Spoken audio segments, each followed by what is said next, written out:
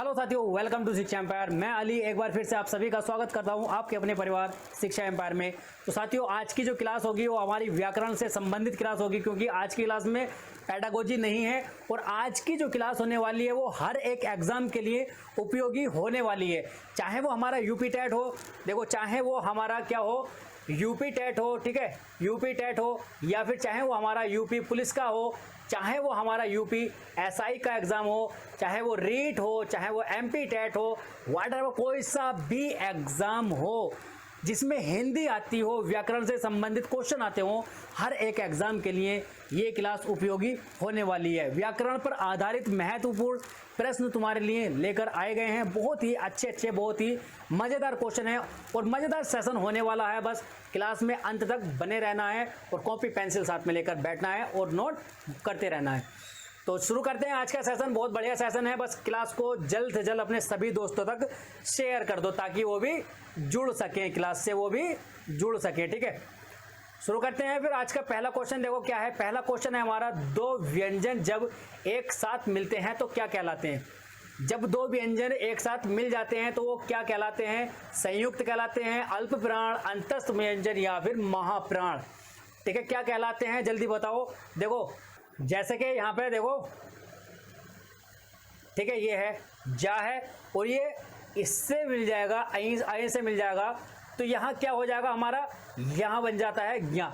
तो अब ये ज्ञा जब मैंने बता दिया है तो तुम्हें ये ज्ञा क्या है, ये है हमारा संयुक्त व्यंजन। क्या है ये? संयुक्त व्यंजन। और जो संयुक्त व्यंजन होते हैं ना, ये कितने होते हैं? ये चार होते हैं। कौन कौन से होते हैं? छ होता है, त्र होता है, ज्ञा होता है और ये श्र होता है, ठीक है। चार संयुक्त व्यंजन होते हैं, ठीक है। यहाँ कितने क्वेश्चन तुम्हारे सोल्व हो गए? संयुक्त व्यंजन कितने होते हैं? चार होते हैं, ठीक है। कौन कौन से होते हैं? ये होते हैं। दो व्यंजन मिलते हैं तो क्या कहलाते हैं? संयुक्त व्यंजन कहलाते हैं। यहाँ तुम्हारे अच्छे खासे 3-4 क्वेश्चन बन रहे हैं। ये मत सोचना कि स्लाइड में एक ही क्वेश्चन है, यहाँ डिटेल करते हुए चलेंगे तो बहुत अच्छे से तुम्हें चीज़ों को समझ में आता रहेगा और चीज़ों को अच्छे से समझते हुए चलोगे, ठीक है। ये नहीं है कि टिक लगाया और आगे चल दिए, ऐसा नहीं है। जहाँ एक्सप्लेन करने की जरूरत होगी वहाँ एक्सप्लेन भी किया जाएगा। यहाँ हमारा क्वेश्चन हो जाएगा, ऑप्शन हमारा ए हो जाएगा, सही आंसर हो जाएगा। संयुक्त व्यंजन होते हैं जब दो व्यंजन एक साथ जुड़ते हैं। ये सभी जितने भी होते हैं ना, चारों के चारों दो व्यंजनों से मिलकर बने होते हैं। जैसे कि जा और अइया से मिलकर क्या बनेगा? ज्ञा बनेगा, ठीक है। तो इसी तरह से सारे व्यंजन बने होते हैं दो से मिलकर के। आगे चलें, क्वेश्चन नंबर 2 है। क्वेश्चन नंबर 2 क्या कहता है? जिस संज्ञा से किसी पदार्थ में पाए जाने वाले धर्म का बोध होता है उसे क्या कहते हैं, ठीक है। कोई संज्ञा है, ठीक है, किसी संज्ञा में कोई पदार्थ उसमें पाया जा रहा है, ठीक है, तो उसको क्या कहते हैं हम बताओ जल्दी से। जातिवाचक कहेंगे या फिर व्यक्तिवाचक कहेंगे, संकेतवाचक कहेंगे या फिर भाववाचक कहेंगे? क्या कहेंगे जल्दी बताओ। देखो काटना शुरू करो यहाँ से। जब तुम्हें ऐसे क्वेश्चन मिल जाए ना, उसको काटना शुरू करो। काटना कैसे शुरू करेंगे? ऑप्शनों को काट लो। क्या देखो, एलिमिनेट करो। यहाँ किसी जाति का बोध तो कराया नहीं तो जातिवाचक होगा नहीं, व्यक्तिवाचक भी नहीं होगा। किसी एक चीज का बोध नहीं कराया कि ये एक चीज है या एक पेन है या इस तरह से नहीं कहा है, ठीक है। और संकेतवाचक कुछ होता ही नहीं है। संकेतवाचक हमारा संज्ञा में कुछ होता ही नहीं है, ये बस भ्रमित करने के लिए ऑप्शन में डाला हुआ था। बचा है हमारा भाववाचक। जब किसी संज्ञा में पदार्थ का बोध होता है तो वहां हमारा भाववाचक संज्ञा होता है। क्या होता है? भाववाचक संज्ञा होता है। आगे चलते हैं, देखो तो इसमें क्वेश्चन नंबर 3 है हमारा। क्वेश्चन नंबर 3 है, क्या कह रहा है? देखो, इनमें से निश्चयवाचक सर्वनाम कौन सा होगा? कोई कुछ जो यह है, इनमें से निश्चयवाचक सर्वनाम कौन सा होगा जल्दी बताओ। तो निश्चयवाचक सर्वनाम के लिए तुम्हें पता होना चाहिए कि निश्चितता कहाँ होती है, निश्चितता होती क्या है। जैसे कि मैं तुम्हें एक वाक्य लिखकर दे दूं, यह है, ध्यान से देखना इसको, ठीक है। यह है पुस्तक क्या मेरी है, ठीक। मैं तुम्हें दिखाऊं उठा करके, ये देखो, मैं तुम्हें कहूं कि यह पुस्तक क्या है? मेरी है, ठीक। यह पुस्तक मेरी है। मैं अगर तुम्हें दिखा रहा हूं, यहां मैंने लिखा है एक वाक्य कि यह पुस्तक मेरी है, तो ये क्या हो गया, एक निश्चितता का बोध हो रहा है यहाँ पर, ठीक है। और मैं तुम्हें एक लाइब्रेरी में जाकर के खड़ा कर दूं, लाइब्रेरी में जाकर के खड़ा कर दूं कि यहाँ मेरी पुस्तक है।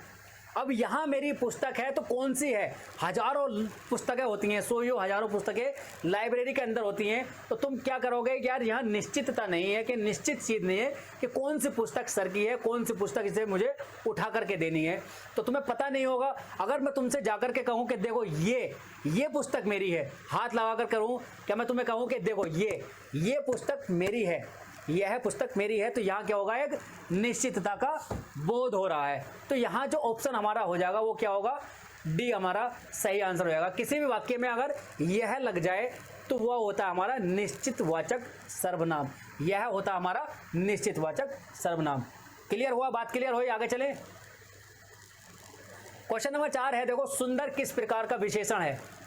जो सुंदर होता है ना, सुंदर विशेषण तो है ही, जो सुंदर है वो एक तरह की विशेषता बताता है, लेकिन किस प्रकार का विशेषण है वो बताना तुम्हें।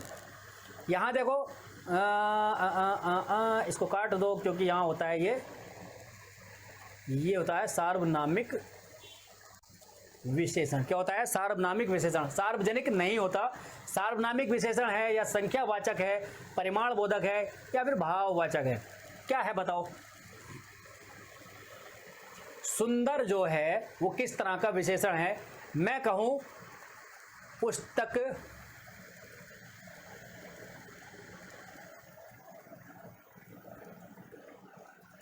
सुंदर है, क्या है, पुस्तक सुंदर है। अब इसमें क्या है, इसमें बोध कैसा हो रहा है, किस प्रकार का विशेषण है। तो यहाँ देखो गिनती तो हो नहीं रही है और ना ही सर्वनाम है। अगर मैं कहता यह पुस्तक सुंदर है, यह पुस्तक सुंदर है, तो हो जाता हमारा क्या, सार्वनामिक विशेषण।